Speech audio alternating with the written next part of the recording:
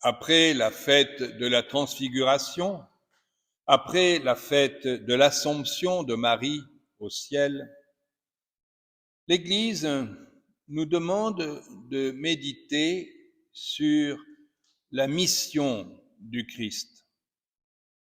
Jésus est venu pour nous sauver. Jésus est venu pour nous rouvrir les portes du ciel que nous avions fermées par nos péchés. Et pour cela, il va souffrir sa passion. Déjà, dans la première lecture, le prophète Isaïe nous dit qu'il a présenté son dos à ceux qui le frappaient, ses joues à ceux qui lui arrachaient la barbe.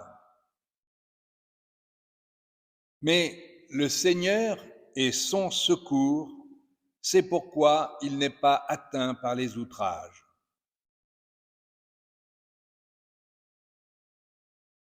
Jésus fait faire à ses disciples leur profession de foi. Pour vous, qui suis-je? Et voilà une demande que Jésus fait à chacun de nous aujourd'hui. Pour vous, qui suis-je? Alors, d'abord, les apôtres disent ce que les gens pensent.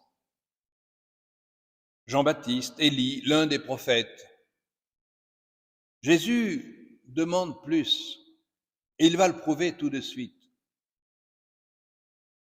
Pierre lui dit, tu es le Christ. Le Christ, c'est le consacré.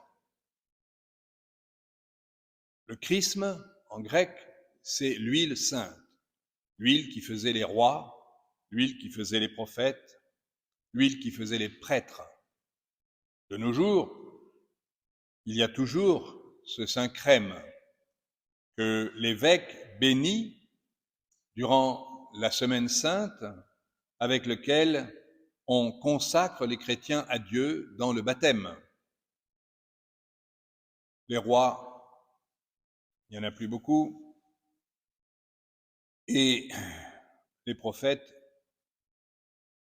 il y en a, mais ils ne sont pas très écoutés. Pour vous, qui suis-je? Le consacré, c'est-à-dire celui que le Messie en hébreu, Christ en grec, Messie en hébreu, c'est celui qu'on attendait, celui qui est annoncé par la Sainte Écriture. Mais Jésus veut plus. Il parle alors de sa passion, de son sacrifice. Et il dit, il sera tué, le Christ sera tué, et 3 jours après, il ressuscite. Les gens, le peuple, n'y croient plus. Même parmi les chrétiens, beaucoup ne croient pas à la résurrection. J'ai entendu des personnes âgées, très âgées même, qui me disent « Est-ce qu'on ressuscitera ?» Pourtant, c'est une certitude dans la foi chrétienne. Jésus est ressuscité et nous ressusciterons tous par la puissance de Dieu. Donc, Saint Pierre reproche à Jésus ces paroles. Il lui dit, mais non, tu ne mourras pas, c'est pas possible.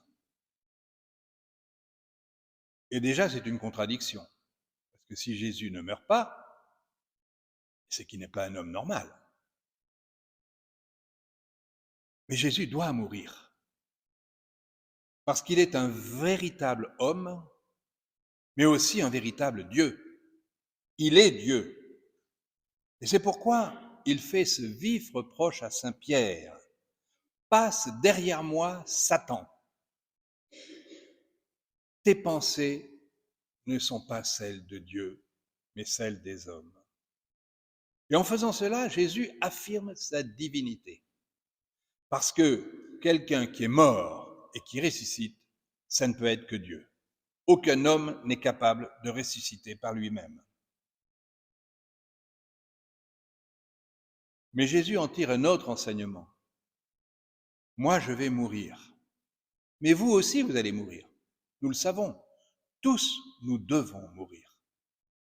C'est la chose la plus certaine de notre existence sur la terre.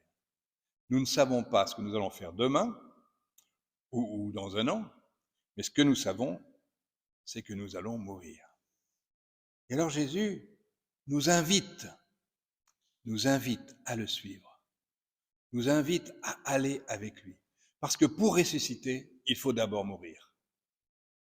Si quelqu'un veut marcher à ma suite, c'est-à-dire être mon disciple, c'est-à-dire me faire confiance, c'est-à-dire m'aimer comme je vous aime, qu'il renonce à lui-même, qu'il prenne sa croix et qu'il me suive.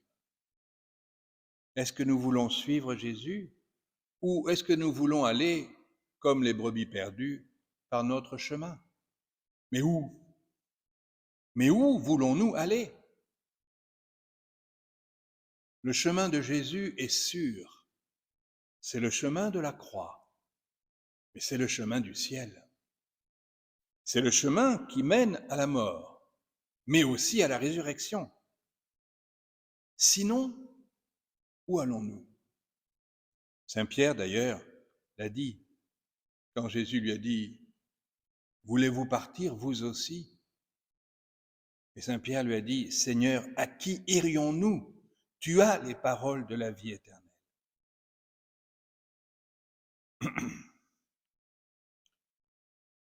Nous sommes alors devant un choix. Nous pouvons suivre Jésus, lui faire confiance. À qui d'autre pouvons-nous faire confiance? Aucun homme n'a dit qu'il était Dieu. Certains ont voulu se faire adorer, mais ils sont morts misérablement. Le démon lui-même veut se faire adorer, mais il est déjà puni. Il souffre. Il est dans la haine, dans les ténèbres. Donc nous n'avons que deux choix. Ou on suit Jésus, dans l'amour, la tendresse, le respect, la dignité, ou on suit, je ne dis pas le démon, mais bien souvent, on suit notre propre volonté, on suit nos désirs, on suit nous-mêmes. Et qu'est-ce qu'on trouve? Rien du tout, parce que nous ne sommes rien. Nous ne savons que nous disputer, critiquer, juger, être curieux, être égoïste, orgueilleux. C'est pourquoi Jésus nous dit, si quelqu'un veut marcher à ma suite, qu'il renonce à lui-même. C'est le secret. Il n'y en a pas d'autre. Pour pouvoir suivre Jésus, il faut renoncer à soi-même. Et les gens qui donnent trop d'importance à ce qu'ils pensent, à ce qu'ils aiment, à ce qu'ils ressentent, à leur propre jugement, eh bien, ils ne peuvent pas suivre Jésus. Pour suivre Jésus, il faut renoncer à soi-même. Mais sachons quand même que Jésus nous aime, que Jésus est plein d'amour, qu'il nous regarde toujours avec amour, et que notre place au ciel est déjà préparée par Dieu. Nous pouvons l'ignorer, nous pouvons la refuser, mais elle est déjà prête. Et nous, il nous suffit de suivre Jésus pour arriver à cette place que Dieu nous a préparée depuis toute éternité, par amour. Parce que le ciel, c'est la fête.